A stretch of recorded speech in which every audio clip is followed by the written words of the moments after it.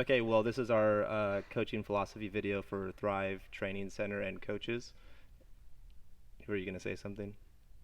And should we just go around and introduce ourselves or not really care? I feel like this is like a test run, but We'll just make it the real run then. make it the real run. Okay. I'm Nick. I'm Raleigh. It's Cooper. And Brian. So you can put a name to a voice. Yeah. Did you hit record on the phone? by the way? Yes. Okay, cool. The phone's all recording. Awesome. I don't really know about Nick's phone because it's a different brand. I'm brand illiterate. I only know iPhone. So after that point, I just get dumb. If you hit the red button, you're I don't probably in understand good these shape. shapes. Like, what does 3 lines and an arrow mean? I don't know. I don't know what the square symbol is. That's hollow, a hollow square symbol. What is that? It's like Sony PlayStation. I get confused. Doesn't make any sense. Were you an Xbox or like? I a just know what GameCube? A, B, X, Y means. Okay. Super Nintendo.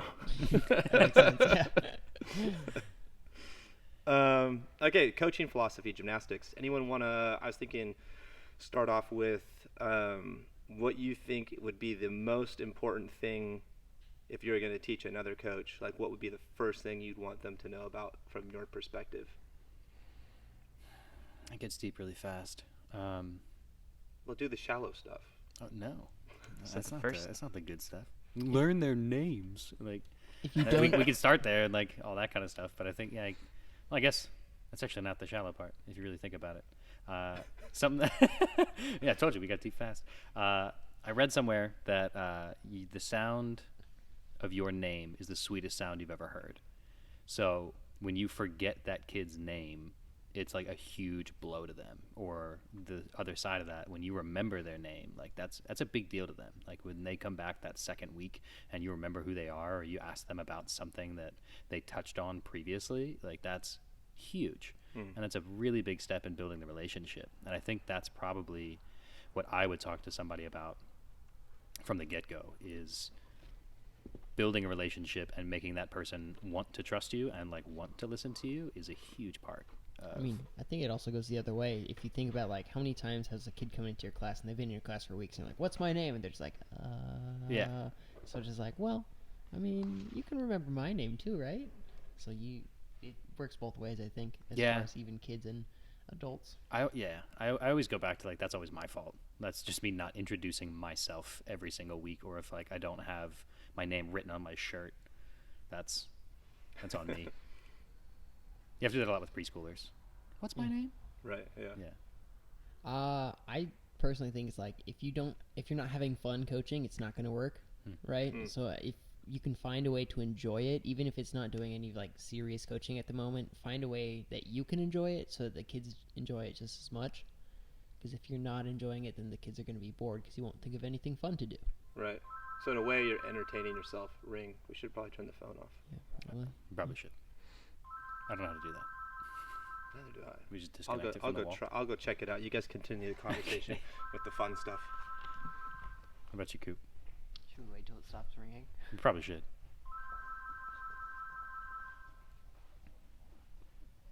There's like no escaping outside noises and annoyances and interruptions. No, unless you're going to build a studio, it's soundproof. Yeah, And seriously. oh, it reminds me, I still got to do that for my. Oh yeah. Did you find my room. anything with the? I haven't looked. I've still been On a phone. testing stuff. Let's get panel mats.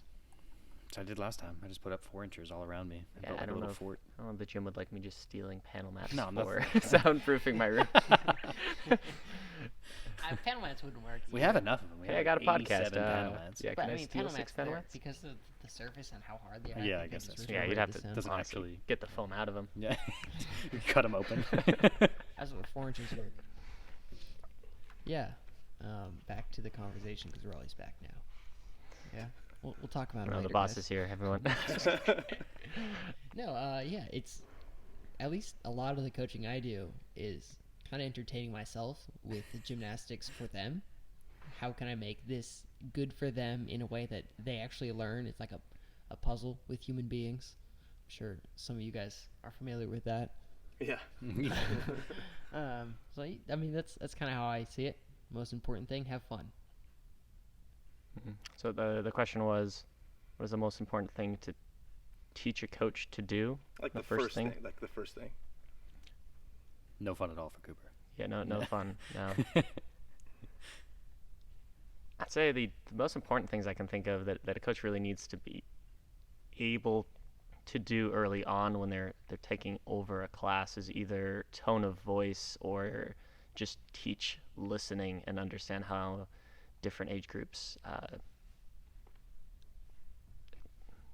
what methods you can use to get different age groups to listen, because those are kind of the two biggest things. Is if you've never taught a group of kids or even a group of people before, you're usually very much inside your head as you're trying to talk, and it sounds like you are thinking the entire time. So being able to control that, a lot of times that does just take practice, though. And I'd say if I was really going to teach a new coach, the first thing they need to be able to do is get kids to listen. So that's playing games with preschoolers of show me listening ears, or your dot is an island, stand on your island. It's creating engagement from the imagination and being able to use that appropriately. And then as you go up in the ages, learning how to interact with that new age group appropriately. That's probably one of the most important for you as a coach, to be able to be looked at by your students with both respect and for them to enjoy the class. That's good. It's weird because it's how everyone's brain operates on. Yeah. How, what I'm going to say is important. I'm just it's not even in the same world as you guys. Yeah. Yours was fun. Because it could be gymnastics. Names. Yeah, well, it's just, I'm curious, honestly, does it have to do with what's important to us now is almost just identifies with you as a person. Sure. You know? Because for me, as I'm saying it, with Nick going, well, if it's not fun, the thing I'm saying is I'm really only saying it because that's the thing I'm interested in. Mm-hmm. No, that's true. Because I usually start the employee training from how do you learn, and if you don't understand how you learn, then how are you going to be able to have empathy with how somebody else learns, which goes to your fun side of things. If you don't have fun, or the names, if you don't have names, how do you learn? You want people to say your name, so you're going to learn that way. Or the tone. But I'm usually I usually go not in those three categories. I go to your how does your brain actually operate to learn, which then they glaze over and fall asleep on me. Mm-hmm. But yeah, so for me, I'm well, how do you learn? Because if you don't know how you learn, then you're not going to teach anybody else to learn, because you're not identifying those, is how I approach it. People are always going to be learning. Even if you're the dumbest teacher in the world, somebody will pick it up. But it's, that unconscious learning, not that intentional learning we like to pursue after, is being intentional. Do you feel like a person can actually identify if they've, in that moment, you're trying to get a coach to identify, hey, how do you learn? Is it often that they can actually tell you honest ways that they learn, or the most? No, they have no clue. Yeah, the amount of self-awareness that takes is rare to have somebody walk in the door with that. Right. So it's an unraveling, and because usually the employee training is 6 weeks, it's that's the first conversation, and then I keep kind of hitting it with multiple angles as the weeks unravel to say, okay, so here's all this information. You obviously can't memorize it, so that's not the way you're going to learn. So now we need to go do it. And then we do mirror me type of stuff, and then it's they don't even mimic me identically. And it's okay, so mirroring me is difficult. So how hard is the kid going to have when you say, hey, I'm jogging in place, you just assume everyone's going to jog in place? It's not actually that straightforward. It's there's still people who are not paying attention to you. Yeah. So I kind of use it as to identify you're just a bad learner, essentially. So now have a lot of empathy for a kid, and then feel really good when a kid wants to learn. Don't look at that as normal.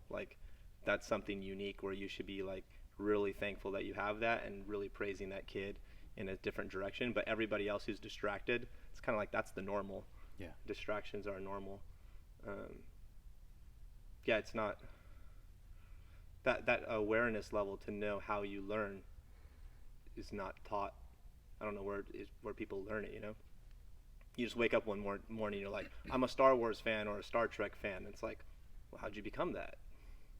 Well, I watched Star Trek in my home every single night when I was growing up. It's well, then no duh. You're not a Star Trek fan. You were just by osmosis I think exposed to it. Yeah. It probably wasn't until exposure to different variations of studying that I even had any sort of awareness of how did I learn the fastest. And whether it's for me, it would always be if I had another person that I can just tell the information to. that's just always the fastest way. If I communicated it to someone, I was going to remember it. Yeah. Because for some reason that put like an emotional attachment, saying that, hey, I told this person that, I should probably keep that in my brain. And well, you so feel that's- dumb if you tell yeah. somebody something and then all of a sudden you can't follow through with it. It has a different meaning. Yeah. I mean, that's what you're just saying is like my MO of I always come in, right? I'm just like, I've solved it, guys. Yeah. I only say that because then it's like connected. Like, Yeah. okay, now it has to matter in my brain. Sure. And you guys have been gracious enough to learn now over time. You're like, Rolly hasn't solved anything.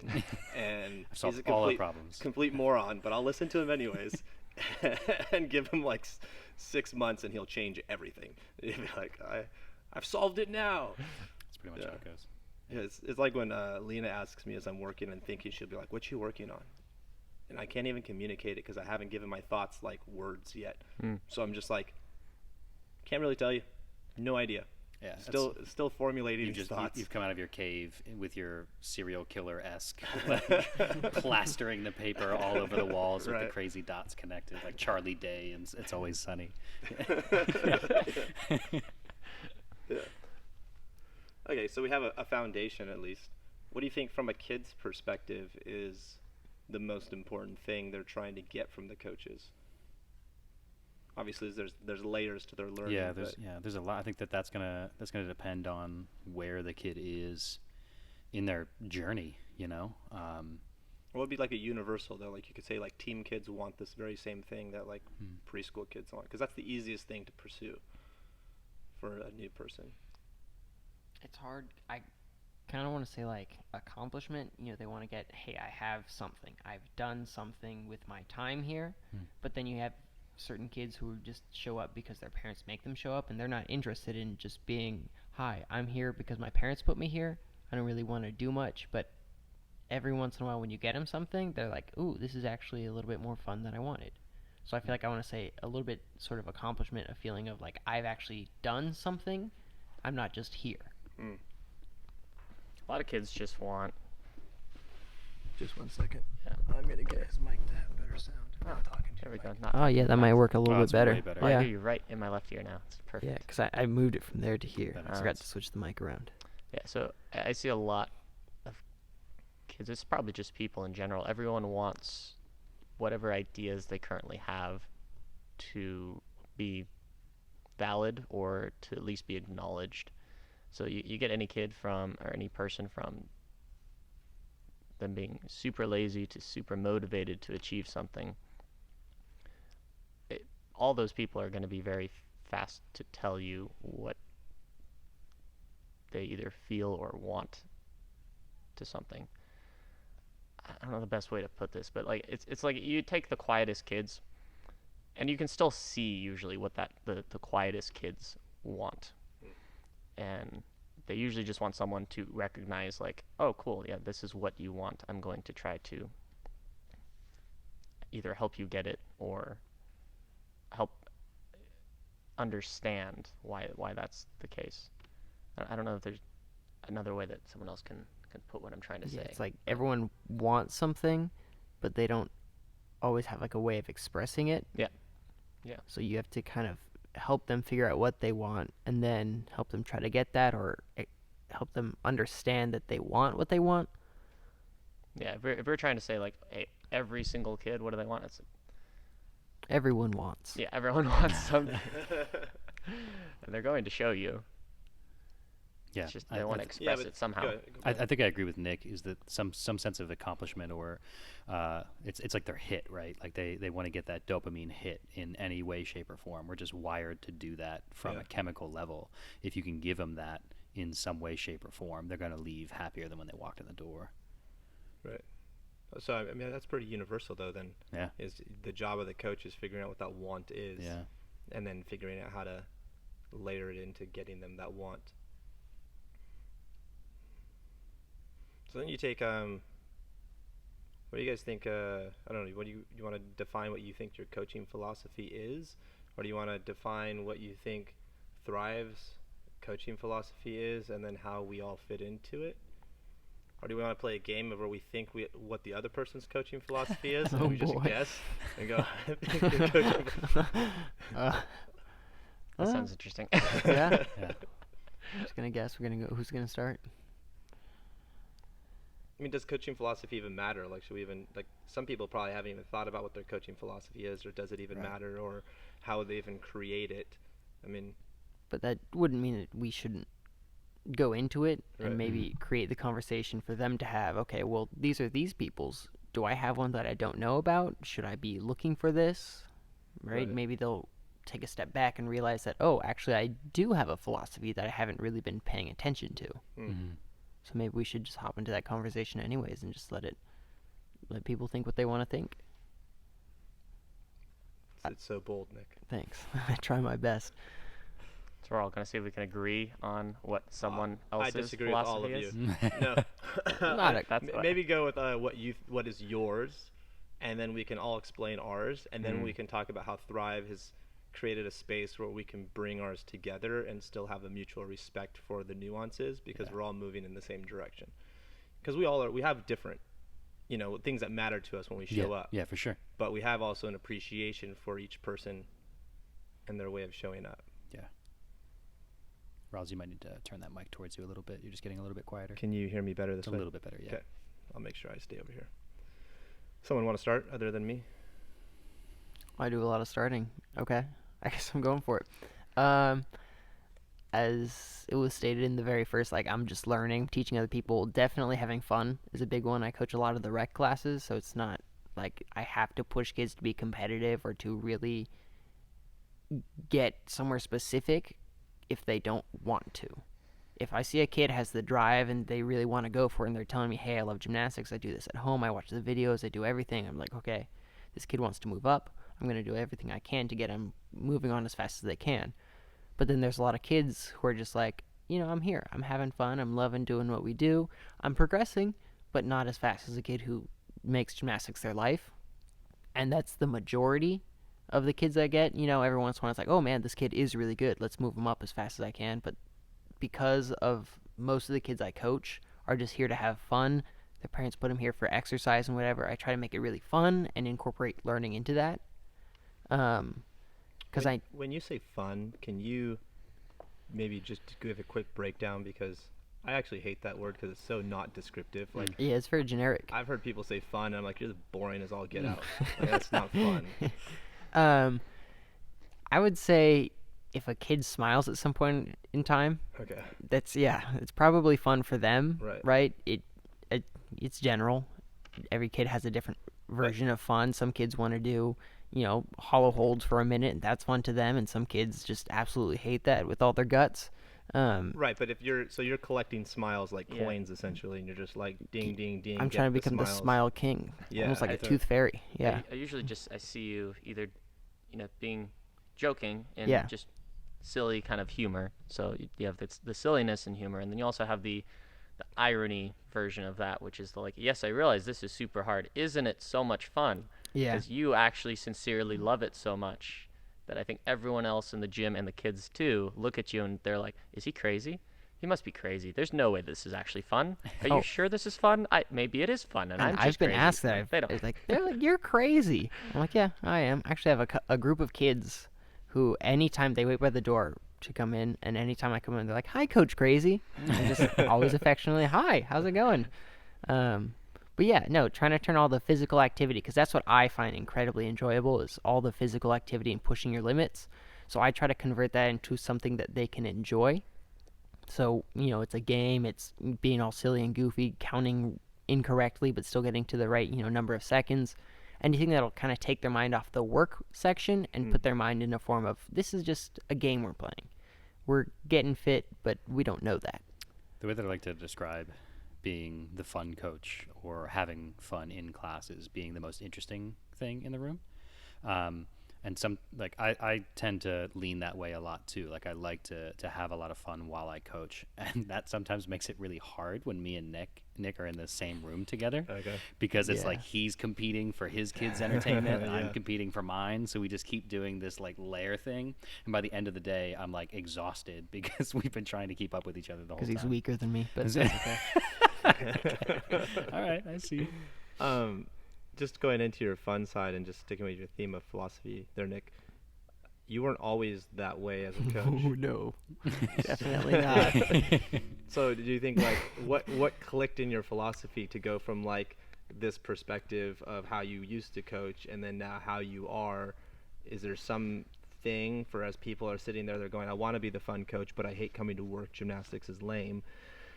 You know, because there's stressful times where it's not fun. Oh, most certainly. But yeah. you found a way to kind of hack the system.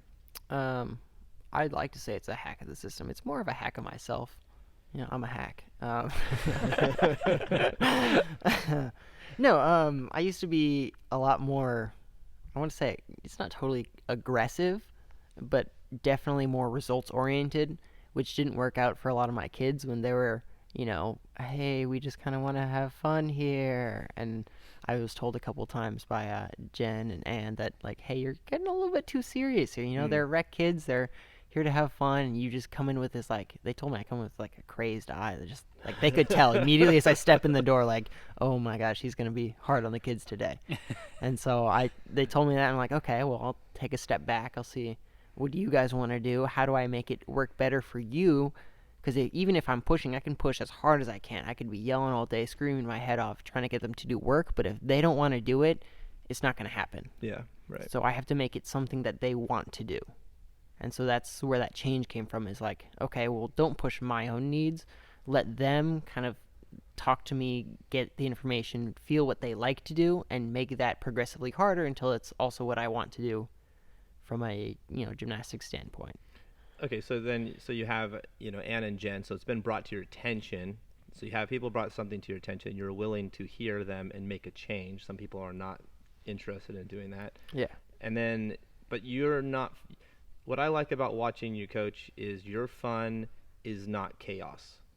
Your fun has order, it has purpose.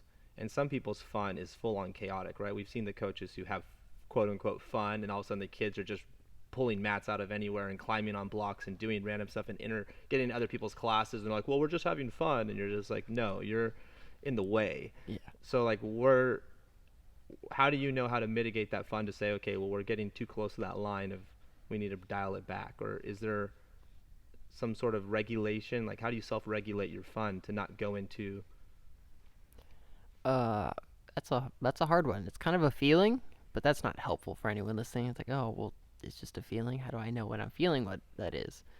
You kind of watch for, like, the signs. If kids are, you know, jumping around, getting too close to each other, that's probably time to start dialing it back. Remind them, hey, we're having fun, but let's cool it down just a little bit. And then, you know, as long as you can kind of keep them doing what they're doing as they're doing it, instead of, like, you know, one kid, instead of a tuck roll, they do a strata roll, and then the other kids will follow. That's when it starts to descend into chaos. Mm-hmm. Kind of make sure you're regulating, hey, you're doing what you're supposed to be doing, right? Okay, cool. And call them out almost, you know, publicly, like, hey, are you doing what you're supposed to be doing? I'm watching you right now. And then other kids will hear them and be like, oh, he's watching. He is seeing us right now. Yeah. So you usually create some sort of space with accountability, whether it's the partner accountability, because you have two people doing something similar, or the format accountability, and you're overseeing it. And so it's kind of the space and environment that you usually set, I see, kind of creates that consistency of work and build towards goals rather than just breaks down immediately. But you also do a good job of making it fun for every single individual within that space. I have had a whole class breakdown meowing on me more than once, but Yeah, well, that's a little bit different. As long as you emphasize how much fun it is, even if they don't think so, if you look like you're having fun, they're going to start having fun too. Yeah, I was, what was it? I was training somebody, I don't know, I was watching a coach in the middle of training. I don't remember what the scenario was, but I wasn't coaching and I wasn't in the class, but I was standing right next to the person for whatever reason, and they were telling the kids how much fun the next thing they're going to do is. And it wasn't fun at all. And I was just like, you're either a really good liar or you think these kids are dumb. Because, like, it was like, we're going to do something super fun. Do you guys want to do something super fun? And they're like, yeah, we want to do something super fun. It's like, great, follow me. We're walking to the next event. And you're just like, okay. And all the kids in their heads like, no, super fun's like jumping on this mat, like jumping on a trampoline. Like, it's not like just follow me. Like, there wasn't anything attached to the super fun, but they like fully hyped it up. And I just kind of like face palm, like, what do I, like, I get what you're trying to do, but you're missing the point. That's a little bit different to like promise like we're gonna do something fun and just walk versus like get them going and then be like, yeah, we're having a blast. Right. So they at least know what's going on and then you can hype it up. Right. If you like hype them up and then you just completely let them down, they're gonna be like, well, I don't trust this guy anymore. And that's what's funny because it's the observation, like the mimicking, like you're saying it. People are gonna listen to this and they're gonna go, okay, so Nick says, just tell them we're having a fun time, and that's like literally what the person was doing. Like they're saying all the right words, but they had no connection to like your words actually have to set up to a level of excitement. And it has to be fulfilling. And here, take this cupcake, and then you throw dirt on it. Enjoy. Yeah, exactly. It's terrible. It's not a good time. It's imaginary. Right. I have cupcakes for everyone at the end of the day. Just imaginary cupcakes. Yeah. Wow. Any more you want to add to your philosophy there, Nick? Oh, not until someone else speaks, and it reminds me of something that I have to say. Okay. Anyone else want to take up the... Cooper's Sometimes squinting. I'm just yawning, and it's like I'm about to talk, and it looks like it. It No, looks like a thought. Yeah. It's about to come. it's definitely a thought. Sometimes he squints when he's about to talk, and he was just squinting. It's an audio medium. I'm We gotta always remind squinting. people. I think for me, I like to use gymnastics as a vehicle to train people how to be better people. Whether it you're gonna face some type of adversity or difficulty or challenge in life, and here that just happens to be, it could be your first time cartwheel, or it could be a double backflip. You're going to go through those emotional highs and lows throughout that whole thing, and then if I can take you through that in this room, like, let's go through that kind of stuff. Let's help you work through all of these pieces, and I think that brings it back to what I spoke about before, is building relationships with people and these kids, and them looking to you for that advice or that trust, or just being that example for them to get where they're going to be later in life. We've all had those coaches that you think about when you're making a decision, right? Like, you've got that person in your brain, and for me to be that person feels really good. Like, I dig that. I've had kids come back and tell me, like, I thought about this thing that you told me when I was doing this, or like, I heard your voice in my head, and like, that's really cool to me, and that's really fulfilling for me, and I think that's what we all want, right? Like, it's the same thing. The kids want to come in and we want to, and my want is I want to be remembered as one of the people that had an impact in their life, and if I walk through that door and I carry myself in a way that is possible, I think that I'm probably going to get some pretty good outcomes throughout the coaching. Yeah, I can definitely feel that. Like, kind of like, almost like being a responsible, cool older brother. Not the older brother that like sneaks you beer sometimes. But the older brother that like he'll see you drinking beer and like, I don't know if you should be doing that. He'll reprimand you, but he won't like rat you out. You get what I'm saying, right? Definitely being like some sort of a role model, some person that they can look up to, especially because a lot of the kids we work with are really young at the time. They're looking for some sort of guidance if they don't already have a sibling, or someone they can kind of, I don't want to totally say confide in, because it's not like a whole bunch of secrets are traded across the gymnastics floor, but someone they can trust. Who's an adult, kind of. What it makes me think of is, so I had a conversation with one of our employees the other day, and she was saying how she had this kid in her class that's really, really difficult, and he has like some serious anger issues, and he like lashes out in that way, or he like becomes so frustrated that he breaks down where he doesn't want to participate anymore. And she said that she went and she spoke with the parent of this child and was like, hey, like, this kind of behavior is not acceptable in class, right? And which is true. Like, you really can't be lashing out. You can't be running across the gym. You can't be doing things that are unsafe. But then my question to her was, so what's your plan? What did you guys talk about? What are you guys going to do? What tools are you going to give this 7-year-old boy that doesn't know how to handle his emotions? If you don't come in with that type of a plan, whether it's something as simple as counting to 10, or when you start to become emotional and you feel like you need a break, you need to tell me that. Or if I recognize that you need to take a break, I'm going to give you 1 minute off on the side where you can collect yourself and then come back and do those things. That is literally something that kid will take throughout their entire life until the day that they die, if you can reach them. I've had students that have been physically abusive to themselves in class, like literally punching themselves in the leg because they couldn't accomplish what they wanted to accomplish. But we've given them other tools to be able to handle that, and they came out a better person. Like when you have that kid 5 years down the road and they're killing it and they're the best kid in class because you gave them that opportunity, that's massive to me. I muted the phone, but I don't know why it comes back. Did you only mute the front phone and not the back phone? Yeah. Oh. You can mute the back phone? I mean, I imagine if the ring comes through, it's up in the front. I'm going to throw it in the foam pit and see what happens. Just don't jump in it afterwards. 'Cause I didn't hear it ring in the front, did you? I think I only heard it back here. It was just back I think so. Yeah, it's just back there.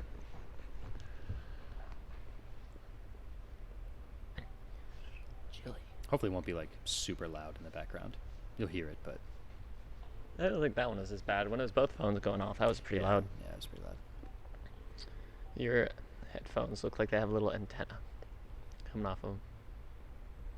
Yeah, it's like little ears. Yeah. These are my horns.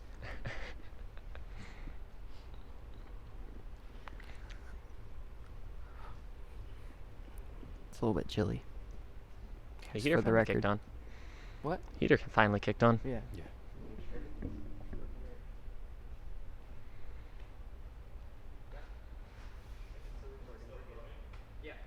Oh, you're being serious.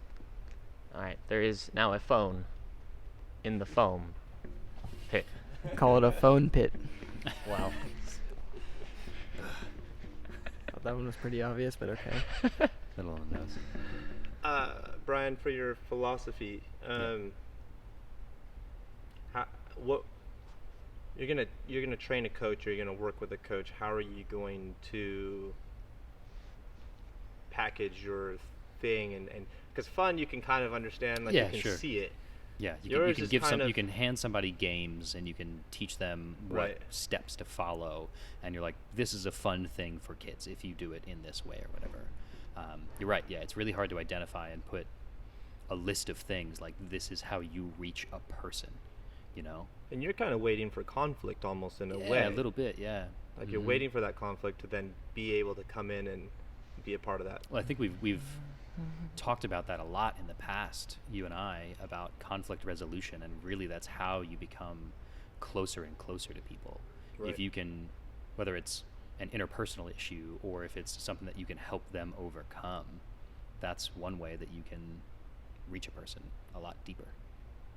So I think not being afraid of the conflict is the difficult thing for a lot of people. Like, you have to be anticipating that it is going to come up, and that's okay. You're going to have those difficult moments that you're going to have to get through. You're going to have that kid or that person or that other coach that is going to lash out at you because they don't have the same emotional intelligence, or they're not prepared for what they're going through in that moment. But knowing that you'll be able to bring them out the other side in some way, shape, or form, and being okay with that. What is, because Nick had a change of not fun to fun. At what point were you not afraid of conflict to where you could actually like engage it and not have anxiety to the point where you like didn't want to come back to because some people run from conflict fast. Yeah. I think so. I was a lot like Nick in the beginning too. I was very intense, and I had coaches that would tell me, Amy previously would have to come up to me in like the middle of one of my classes and just be like, bring it down a couple notches, and I would literally have to take a breath and go through that kind of stuff. So I've been through that side of things. As far as being comfortable with the conflict goes, that's hard. I think my dad, like from when I was young, has always had the kind of philosophy where it's like, why be stressed about this? Like, it's just money, or it's just a car, it's just a thing, you know what I mean? to me, that conflict it's just a moment. You know, it's something that you can really come through if you're not that stressed about it. Don't be stressed, it's stressful, that type of situation. Yeah. You know, like, don't let yourself go to that place. And Yeah, well, that's interesting because you're not allowing the conflict to own you as a person. yeah, You're just in the moment addressing the conflict. If it gets solved, it gets solved. If it doesn't, then we'll work with it however we need to. Because some people take ownership of that conflict, right? They want it to be solved. There's no other option. right, And if it can't be solved, then they just dwell on it. yeah. Um, Yeah, I'm not saying I'm perfect. I've definitely had my mistakes in the past where I haven't been able to let that kind of stuff go. There's been conflicts that I've been through that have frustrated me a lot, but is not as much fun. Like, that is, you don't get that same hit. You don't get to come out the other side. I think all of us, in some way, we like to solve problems and we like to get that result, even if it's just conflict resolution is the result that we're chasing. And when we can't get that, that's frustrating. yeah, totally. Is that kind of, you think, your big theme? Your I think philosophical? so. Yeah, I think just really just like being okay with that, coming through the other side, like getting that person to that new destination. Mhm. You know, coming out different than you were before. And that's something that also I want to touch on really quick, is just being like not letting all the problems get to you. Something I guess learned from Thrive. You can learn things from teaching. Who knew? How about that? Is kind of to just be more go with the flow, be okay with myself, because I see a lot of people when they start, they're very of course shy. They don't know how to handle the kids yet. And then they get into it and they're fine, but then all the kids are always, when I'm being goofy, they're like, why are you doing that? I have actually one kid in particular, he's always embarrassed when I dance. He always tells me, Nick, why are you dancing, dude? You gotta stop dancing. You sing the Frozen song. I sing, yeah, Frozen 2. And so part of what that's helped me with is just being like, well, I mean, I'm not going to get judged in here. I'll definitely get judged in here by all the kids, but I'm not going to, it doesn't matter. It doesn't mean a thing for me to be judged by kids. So I've kind of taken that into life. It's like, okay, well now I just don't really, I wear socks and sandals all the time. I don't I don't really care what people think of me anymore, and so that kind of has helped me with the go with the flow. Okay, we're going to move through this conflict, try our best to help it out, try to create the flow for the class that really works. And that's where some of the fun and exciting stuff come in. It's like, okay, well, if kids don't want to do 50 burpees, let's make them do 10 in a fun way, and then we'll do another 10 in a different fun way, and just keep working from there. It's really, I think the socks and sandals people can connect to, for sure. Yeah. And more people would probably wear socks and sandals if they took things less seriously. Comfy. Yeah. It's nice. Get warm feet and the convenience of fast on off shoes. Right? There's no downsides, really. Rain. Cooper's right with you. He's like, I have Some my point. socks and Rain is a sandals on." downside, but they do make waterproof socks. So Oh, there you go. Problem solving. I like it. Cooper, All right. Yeah, and that brings it to me. So, I feel like we have actually a nice sweep, because I feel like once we get to Cooper, we all kind of know what's going to come out of here. But it's like we got fun, and then we're like conflict resolution, Yep, and then Cooper's just like, we'll let him explain. But Yeah. it seems like it's like the next thing you yeah, go there's into. really only one thing left, right? So, Right. so although, even despite what you're expecting, I'd say I'm much more one way or the other on the spectrum. I completely understand the fun, hey, I'm here to 100% make the environment and make the kids' experience just be as enjoyable as possible, while still getting those hits and allowing the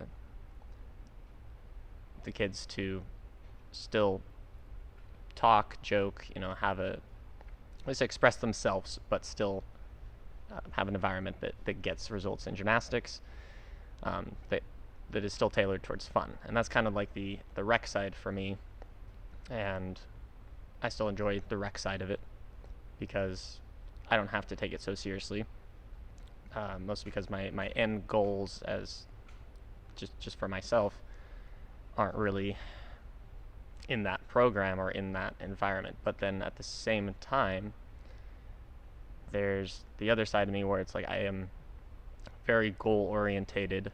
So if there is just a person, one of the athletes, and they want to get something, then I want 100% for both myself and that kid to do the thing necessary to actually get that thing. I don't want to go around saying, hey, we're here to achieve this, and then not work towards it.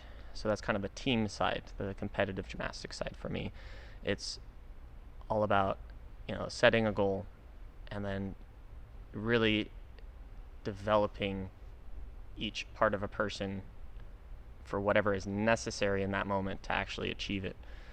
And I know when I first started working with team, I was very, I guess you could call it confused, but more honest answer would be I was very upset the fact that people in a competitive group were not wanting to actually work as hard as necessary to achieve anything more than what they were currently doing.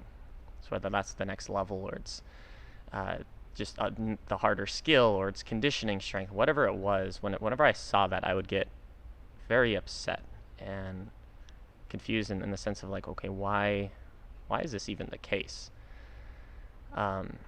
So I've been kind of focused on, in the last several years, figuring out how do you develop a group whose collective mindset always produces continual improvement. And then when a little piece breaks down, making sure you jump in and help that piece. But the whole should always be going forwards. And that's a much more intense group, so I'm going to take it a lot more seriously. I'm going to be less silly and basically just, again, trying to get results. That's the biggest thing that matters. If we are not getting a result, then the question after that is, well, what piece are we missing? Is it emotional intelligence? Is it your physicality that needs to be improved? Is it your understanding of how the concepts of skills or anything of that works? And then if you have all of those pieces, or you should have all those pieces, that's where it gets really tricky to me. Because then, you really have to ask that athlete, like, hey, do you want this enough? Because if you understand you're capable of pushing through and you're physically ready, it's like, okay, now all you have left is desire. And I think that was the biggest thing when I saw in that earlier group, was a lot of them didn't have that desire. Even they had other pieces, they didn't actually have the want to push through that. So, and developing want is hard. You can, as I'm sure everyone feels, your motivation changes throughout the seasons. It changes from day to day. It changes after you eat food. Like, it just keeps changing. Yeah. So I would love for someone that I could coach to actually always have this motivation that would just allow them to keep progressing. But I'd say over the few years, I realized that's actually impossible. And even when I was competing in gymnastics myself, I realized, okay, there's some days I worked really hard, and there's some days I was definitely too lazy for what I should have done. So having grace for people in that has been an important lesson I've had to learn as I've been working for team in the last 3 or so years. But still having grace doesn't mean not that we give up and that we try to just stay plateaued. It's still in an environment that needs to continually push forwards. We have to make sure that if we plateau for a little while, the next step has to be an improvement. We can't just stay there indefinitely. So that's either talking with parents, talking with that athlete in a more serious conversation, or whatever it needs to be. I usually try to catch everyone along the way and make sure they're pushing forwards again. Mm-hmm. And I think that covers as much as I can really talk about. It just sounds like it's very, in a good way, it's outcome driven. Mm-hmm. Whether it's outcome for fun or it's outcome for goals. Yeah. You're just going to make sure there's 100% of what we need to produce the outcome. And I've even seen it just in, when their schedule changes or anything we're going to change, even for the fun side of things, the recreational side of things. Sometimes you'll say, like, you'll kind of come with the approach of, there's no fun that's going to actually happen because of what we're going to do here. So why are we making this change? Like, yes, we need to make this change. Yes, it's going to happen, but it's not going to be fun. And if Rec's goal is to be fun, this change is defeating the purpose. And it could be as simple as just like, if we always have to have subs and we're constantly having to reschedule and resub somebody on a class, it's like, well, those kids aren't going to have fun the same way because they have to constantly relearn a new relationship every time. So engagement. Right. So destroyed. Then where's the fun? Because they just, I'm going to have them for one day. Yeah, we're going to have fun, but then they're going to have somebody totally different. And they're going to have somebody totally different, and that's not driving that engagement on the long term. I've just seen, like, that's a lot of times where you're like, whether it's formats, material, it's like coaches, these pieces don't build the outcome. So why are we doing it? It's the doing what matters, but in doing what matters, it needs to be in an engaging way. So if you can't do both of those, then to me it feels like I'm wasting time, or it feels like there's no reason to do it. That's the outcome. You're not going to get the outcome. So why are you waking up in the morning, essentially? You guys have any thoughts on Cooper's philosophy? The outcome-driven philosophy mindset is really helpful because, I don't have to have that one as often. I usually have an end goal. Hey, we're at least going to get something. We're going to learn anything today. It's not usually as specific as Cooper's. Look, we actually have to learn something to progress. With all the fun and all the kids just there to do anything, it's a little bit, I set goals for myself for them to learn versus they set their own goals. So when I do come across one of the kids who's, trying to progress and trying to learn like that, it's really helpful to actually have Cooper come and look at the class, look at the kid for a little bit and just tell me, okay, look, this is what the kid needs to get. If we get this, this, and this, he'll be probably okay, or she'll be probably okay to move up. Here's different ways you can do that. And so I always find that really helpful when I can just be like, hey, Cooper, I need a little bit of help over here. Finding out what this person needs, how can I get them there? And Cooper always has an answer every single time. He's like, oh yeah, just get them doing these 3 different things and they'll be fine. Here's a list. Yeah, Do that exactly. list. Make it look like this. It'll be great. That's very true. I think a lot of kids latch on to that. Like a lot of kids really enjoy your classes. It can go the other way sometimes too, right? Like it can be intimidating a lot too, because you're so results oriented and because you expect so much. That sometimes that's hard for kids to handle. I don't think that's necessarily a bad thing, but because that comes back to the conflict resolution, right? Like they got to figure out how to deal with that because you're their coach and you're going to be able to make them insanely good if they're willing to be uncomfortable for a little bit sometimes. That is. I've definitely run into it, and exactly like you said, Brian, both ways. Where I've had the kids that are like, hey, you explain this so well that it makes me excited because I felt the progression. Like I did this, I did the next thing, and I understood along the way, this is what I'm working on and why it's going to help me. And so there's been those kids that I'm like, wow, that's awesome. I love that you appreciate the work I put into understanding the skills, how to explain those skills, the steps for them that we can do that matter.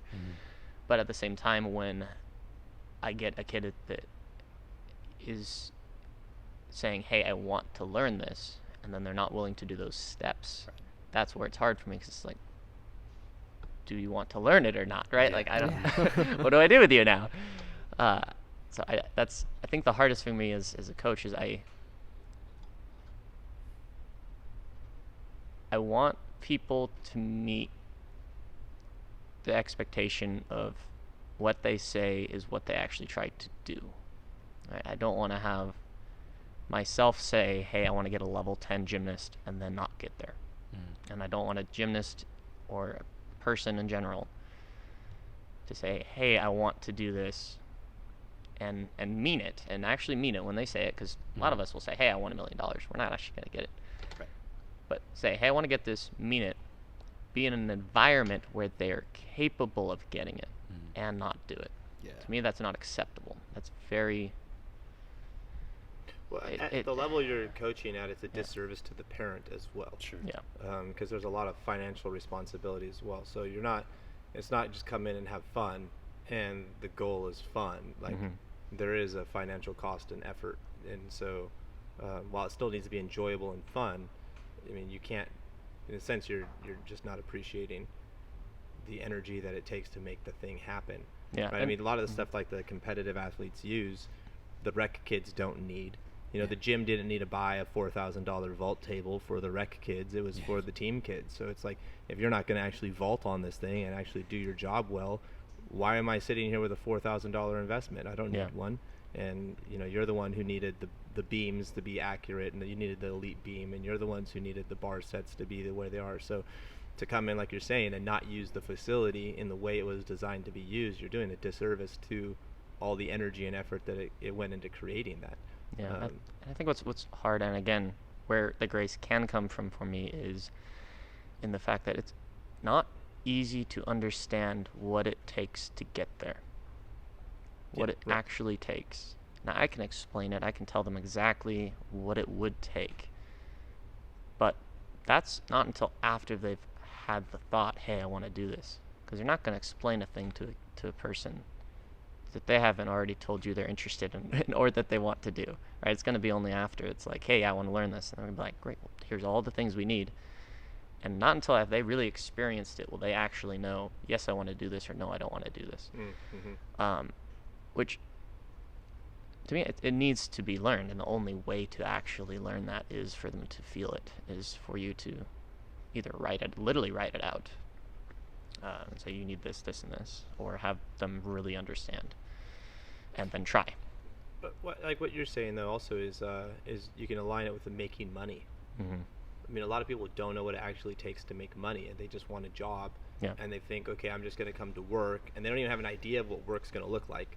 So then they realize, well, I have to do this task every single day. This is boring, and it's like, well, yeah, because to make money, you have to be consistent and provide the same service over and over again, so you can keep making money. You can't change it up and give clients different services. It doesn't make sense. There's also what you can do, what is beneficial, and what's actually detrimental to. Yeah. And you have to learn both of those, because, hey, yes, you can go and make a bunch of money, but you also can't blow all of it if you want to keep a bunch of money. Things that don't matter. You can work really hard on something that matters, but if you absolutely don't do your flexibility, you throw the same thing without trying to change it one place, you're going to have an issue somewhere else. So that understanding of the you can or you should and the you shouldn't can be related to everything. Well, there's a layer of comfortability too that's hard to break out of. I just know, as you know, I got into the whole business side of things because my idea was I want to create a space where other people can have opportunities to grow past those limits that are oftentimes found in a job. Like, I didn't want to be the business owner that says you're stuck at coaching preschool the rest of your life. It's like, if you want to get out of there, then be productive. Here's the tools, get out of it. But then it amazed me how many people were actually not interested. I don't know how to turn the phone off, apparently. So good luck. Just how many people are just not interested in actually being productive or breaking out of those limits. And it was also weird too, because you get kids, it's not like this is the end all job. We're a stepping stone for a lot of people. But for them to be influenced by other people to say, well, it's not a real job, or they don't want to make a career out of it, or they don't want to see how far they could go in the business, even though we'll pay them money. Like, we'll pay people good money to do work. And they're just like, nah, I'm going to go do something else. I'm only here for a short period. It's like, well, you still were with us for like 2 years, 3 years. Like, you could have tried a little harder and made some more money. Like, it wasn't complicated, but still in their head, they're just thinking, well, there's no reason to try any harder. I'm not going to stay here forever. And it just seems like a weird human thing that just either gets passed on or learned. So, you know, it's those kids who should quit, but they don't quit. And it's like, well, you're still here. So until you quit, you might as well get better. You know, like, you still showed up today. Like, why do I have to convince you to try something new or different? Like, you're literally going to blow your time like that? Like, and people... So not using the opportunities that you're given. Because expectation that they already have is so low for themselves that it's not even going to create growth. Right. Yeah. And that baffles my mind, which I guess is my segue into my coaching philosophy, because I really like getting people to push past their belief systems. I really like the kid who cannot imagine themselves ever achieving a skill or ever doing something or ever getting to that level, and I'm just like, no, I'm going to build that belief system in you, and then you'll show up, and there you are. The weird thing is, I thought that I'd get a lot more accolades for doing it. I don't. I thought people would be like, I thought I'd get like a lot more Christmas cards or something where people are like, oh my goodness, Raleigh, you helped me push past my belief system. No. Somehow they just arrive and they just think they just was magic, and they're just like, I guess I just aren't scared anymore. And I'm like, are you kidding me? Like, that took a year to develop like this confidence in yourself, of me constantly prodding you and being like, what are you thinking right now? Why are you thinking this? How do we overcome this? Communicate. Yeah. Maybe that's a good thing though. Like, for me, probably, You've brought them it's to sad. that. It is sad. Yeah, you've brought them to that place, but you know, it's like a self-realization in their head, when in reality, it took a lot of pushing. Yeah. Right. Yeah, it's like how many? I'm just trying to think about the many athletes where I like ask them to do a skill on the spot, and it like blows their mind because they haven't thought about it at all, and then like we unravel, and all of a sudden they do it for the first time.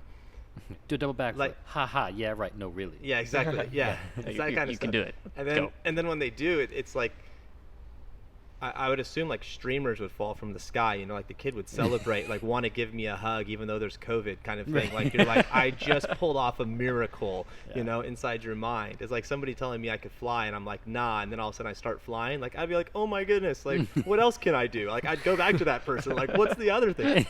Half the time the people are just like, I can't believe I did it. That's cool. And then they're like, all right, can I rotate now? Yeah. It's like, what, you just want to drink some water and eat a snack? That's the scariest thing I've ever done in my life. See you later. Right. Yeah, bye. I don't want to see you ever again. Stay away from me, crazy person. But that's what I found is like finding patterns. I love finding patterns on why people are limiting their abilities. The thing I've found that I got into trouble with my philosophy, which I'm glad that I think we have a pretty well-balanced team now, in the sense of you guys and how you operate, but would be when I was working with kids who did not want to push into their belief system, and they were just like, I don't want to believe in myself anymore, but it's like I showed up today to help you believe in yourself more, and now all of a sudden we're hitting unnecessary conflicts, and I didn't know how to, it's not that I didn't know how to read it, but I didn't do the side of it where I was like, well, I guess you don't care, so I don't need to care. Because for me, it was like, well, I showed up today, so you have no choice, but I care. So it's like 100% care. If you don't want me to care, then just don't stand in my presence, basically. Like, I wasn't ever going to tone it down. And now I've realized, like, okay, there's some kids I need to tone it down with because that's just how it is. But I can see how in the past, like a lot of relationships with athletes have been difficult, because I was always just pushing in that direction of you need to move past your belief system into the next belief system, believe in yourself more, and they weren't always ready for that. So yeah, I think it's important to know that the kids don't have any concept of their parents spending thousands upon thousands of dollars over the course of their career, or they don't care that mat itself costs $4,000 and you bought it and put it in this place. Like, that doesn't ever cross their radar to the point where they're like, oh, well, he bought me that mat so that I could use it, so I better do this round of back handspring.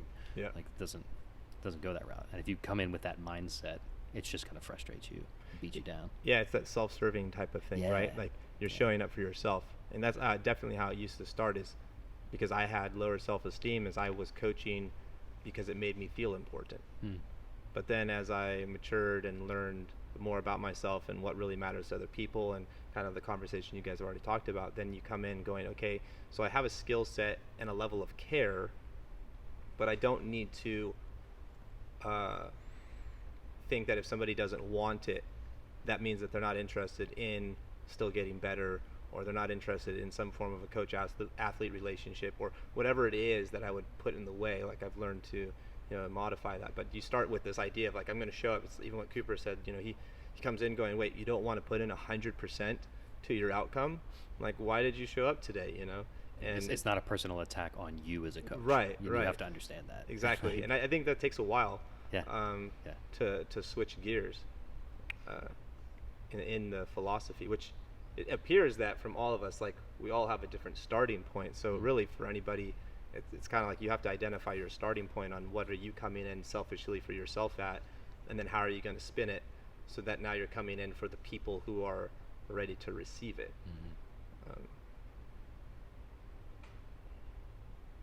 That's huge.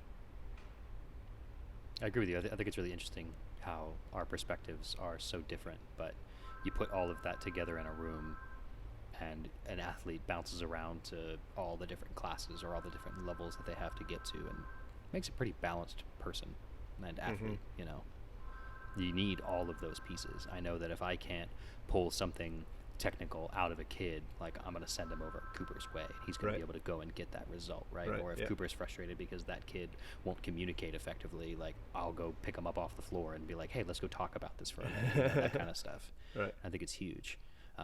If you have kids that aren't motivated and you're going through stuff, I'm going to be like, what did Nick do with his rec class last week? I'm going to go do that game in some way, shape, or form, and I know they're going to have a great time, you know? So...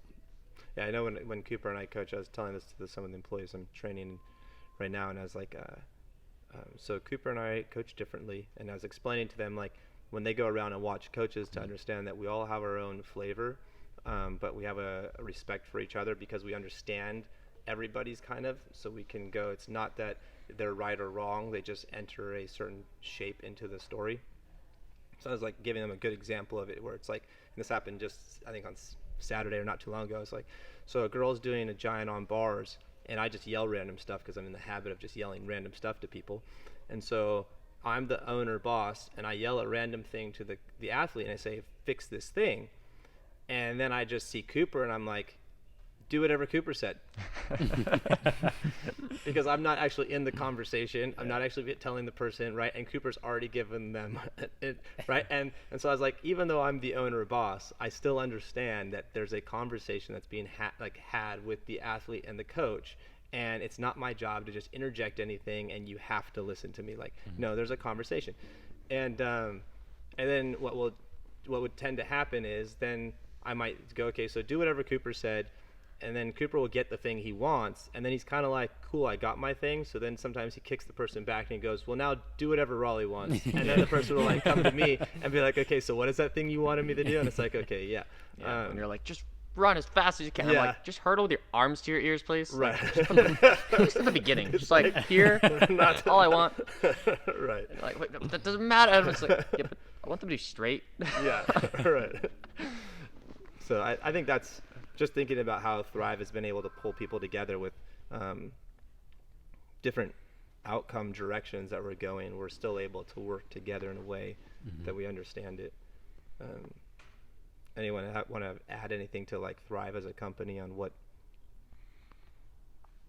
I don't know, the philosophy or how the philosophy operates as a whole? I think the fact that we're having this table discussion is outside the norm of a lot of different places, and I think that that's what a lot of employees that start out here don't understand. Like, before you go out and you get another job, you know, like, I've had other jobs and communication is typically not on the table as far as something that they're willing to invest in and willing to sit down and have conversations, other than like the typical, the big boss is going to go stand up at the front of the room and talk to you about like engagement, but it feels hollow. You know what I mean? There's like a corporate sense to it, as opposed to this like, no, I really like, I mean this, you know? It's not pre-packaged, it's not mass produced, this is like real. In not a negative way. I haven't been in as many meetings as we've had where people are crying because they're like either proud or like so just like shocked by the honesty that people will have at Thrive. Yeah, when we do when we have our conversations or do meetings. There's emotion involved. There's an amount of self-awareness that is required here that again comes back to, it sometimes creates conflict.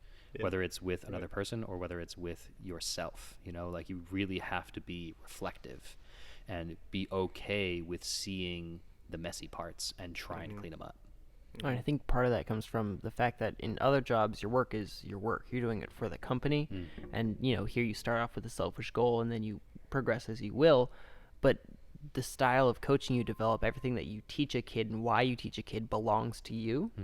So when someone does it a different way or has a, you know, something to pick on about you, it tends to happen personally. Hey, this person, I mean, they mean well, I'm sure. You're trying to help your coaching style. Hey, try this instead of this. But then that comes off as, you're doing this wrong, right? Yeah. So that's, I think, where some of the conflict comes from here. And so I think we've done, at least me personally, I feel like anytime someone gives me a, you know, correction, hey, have them do this, have them do this, I don't take it as a personal attack. I take it as, look, we're all in this together.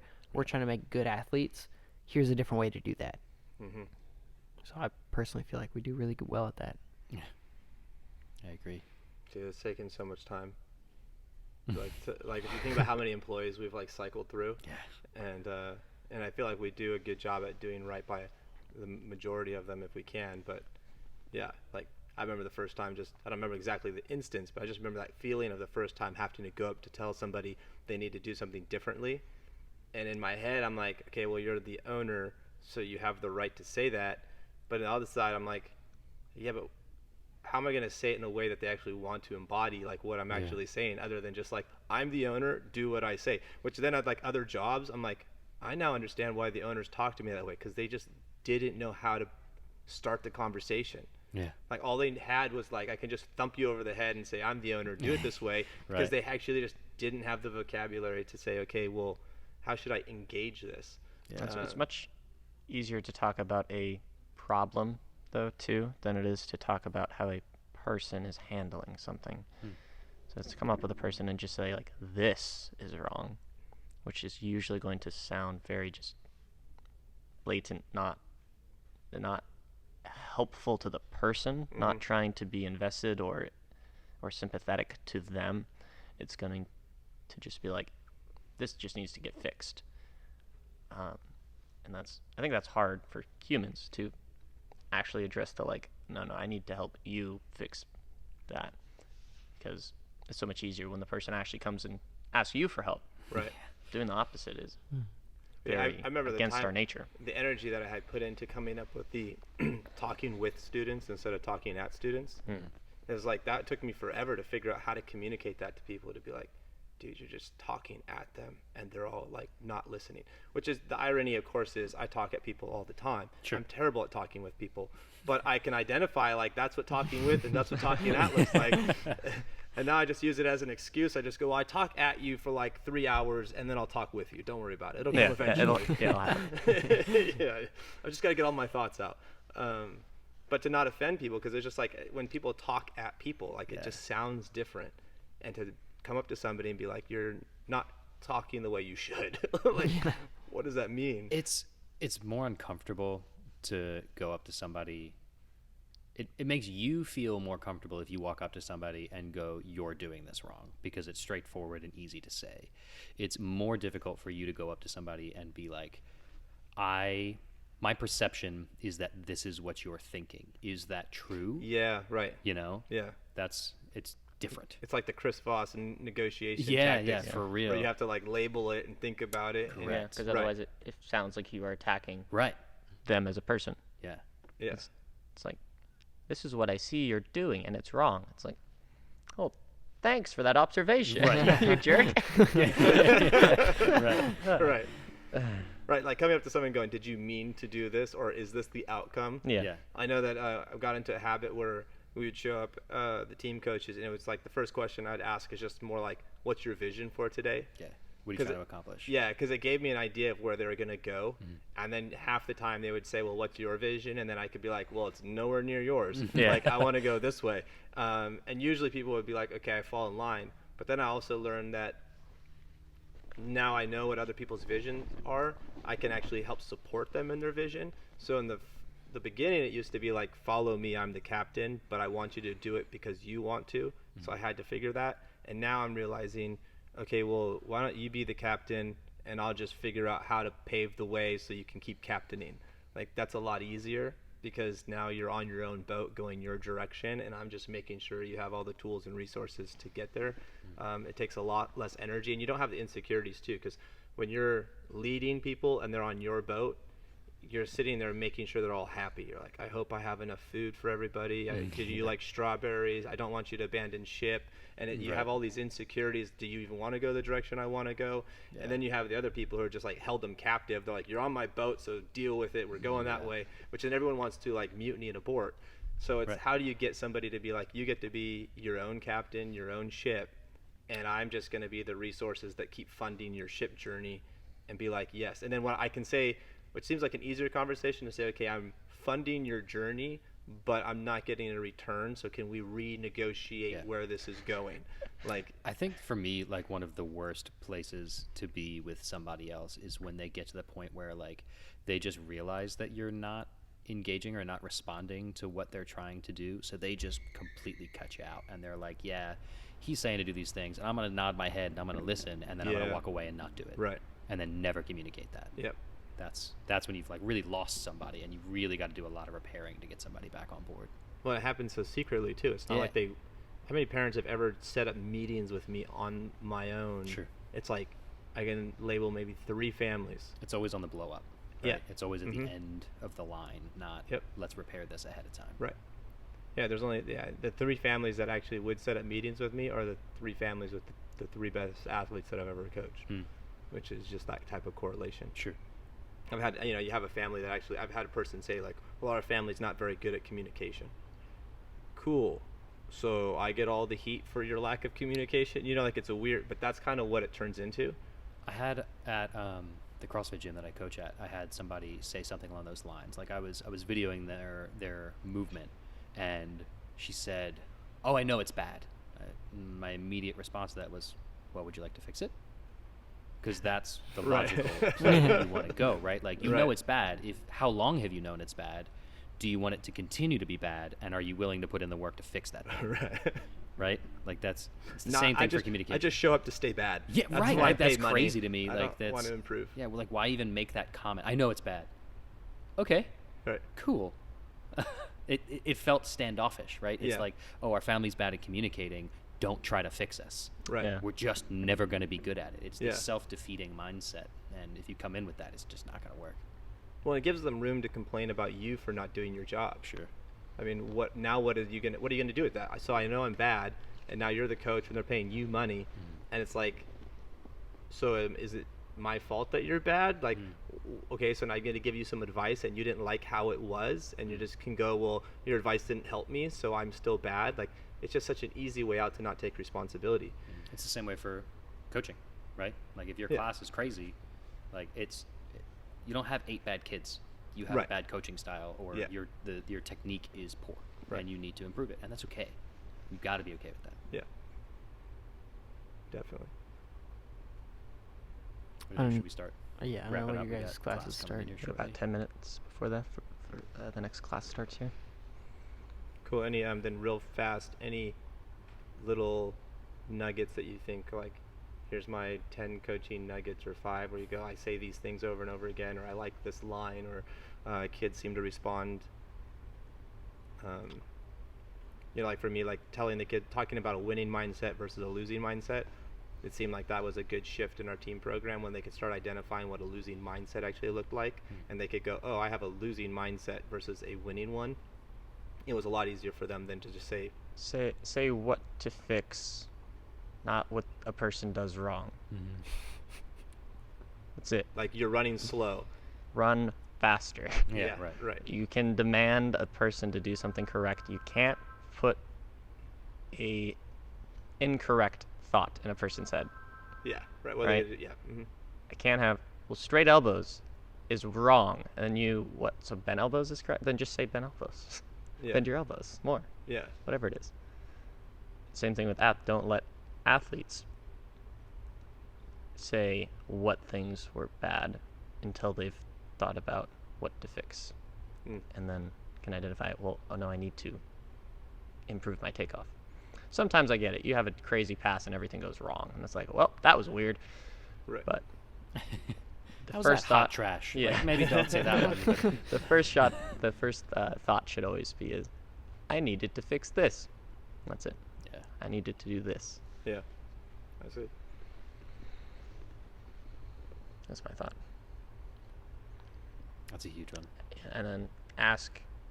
Ask questions. Ask oh questions. man, ask questions. Ask all the questions. Whether it's to other coaches or it's to the athletes themselves. Yeah, Get the anybody. athletes to answer, get the coaches to answer, get another person's feedback in the same thing that a kid showed you, get another coach's feedback, because it's going to build the belief in a kid of, oh, okay, I do need to improve this, or, oh, that's another way to think about it. Now maybe I can improve it, because On the other side of that spectrum, for a brand new coach, is go mess it up. Go make that mistake and then learn from that and be okay with that. I've seen a lot of brand new coaches that didn't last very long that are paralyzed by the choices that they have in front of them. Like, oh, am I supposed to teach handstands or cartwheels first, or should it be forward rolls, or really should I go into backwards rolling? Like, don't, just do one. Get something accomplished. And if that's not the right order, so what? We'll fix it later. But at least you did something. Yeah, Right. the kids think you know everything. You just Yeah. do something confidently. Sure, maybe it's not like what's on the rotation schedule or whatever, but as long as they're doing something and you're just confidently making decisions, they're gonna, yeah, sure, this is what we're supposed to be doing today. You're the expert. Yeah. I, along with the asking questions, because I coach the lower levels, I will, ask like basic shapes and just get them speaking in class. Because I don't know if I'm sure you guys have experienced. You ask any like simple question, like we're doing a forward roll. Should your arms be straight or bent? And everyone's just completely silent. Yeah. So recently, I've been really working on getting my kids to just even respond to that. Straight arms, bent arms, whatever they need, so that they feel more comfortable talking, not only in the class, but also just to me and to their other students, so that when we get, oh, we're doing, fly springs, what do you feel? Why does this feel weird? What are you doing? They actually feel more comfortable speaking and talking versus like, I'm always silent in this class. This is the first word I've said all day. That's a really good point, is just giving space for people to actually practice speaking. Yeah. Yeah. There's layers to it as you go up through the levels, kind of like what Nick touched on. Like in the beginning levels, it's like, are your arms straight or bent? And then you get into like, where should your arms be at this point? And then later on, it's what did you feel in this skill? What do you think you should fix first, right? That builds on itself. Yeah. And if you don't teach them how to do that from the beginning with the simple stuff, then the hard stuff is way, way harder. Cool. Well, Yeah. Cool. I think we should wrap it up. Good job. Thrive on 3. 1, 2, 3. Thrive. Thrive. There it is. Thanks, guys.